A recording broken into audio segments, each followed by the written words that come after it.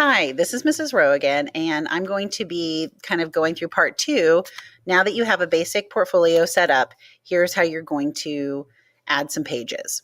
So what we already have is we've already named the file, we've already put our name at the very top of the home page, shared it with our teacher, and we kind of messed with the themes over here. So now what I need for you to click on is pages. Now we're going to add the individual pages. You can see that right now all you have listed here is your home page, and these little dots give you some more options. And then what we're going to do now is we're going to need to add another page. Now, in order to know what pages to add, we're going to come over to our digital portfolio guidelines.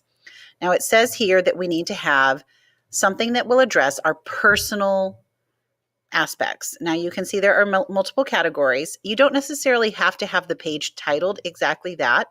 However, you need to have a page that incorporates this information. So for personal, I'm going to come over here and I'm going to come down to the bottom and I'm going to click Add Page. I'm going to create a page titled About Me. I'm going to click Done, and then you'll see it's going to create the About Me page. It even puts a little word over here for you. So now I've got an About Me page. Okay, now I need to come up with something else. I'm going to come over here. Showcase and Evidence is the next thing that's going to pop up. So this is something that might be along the lines of highlights. So I'm going to come down here, click on my Add Page, type the word highlights, click Done, and it's going to create another page. Now let's say that I'm ready to go back to my About Me page. All I have to do is come over here and click on About Me. Hey! And then it comes back to this page. Again, you have your little options over here that give you lots of options over here about what you can do. So we're going to come back over here. I've already done that one. Now I'm looking at learning and reflection. I think I'm going to call this one Reflections. Done. So you can see I'm going through the exact same process. Now over here, I think it created this right here, but that may not necessarily be where I want it. And so what you can do is drag the page and put it into a different order. So you can kind of see I just clicked on it, held it down, and then I dragged it, and then I was able to put it wherever I wanted it.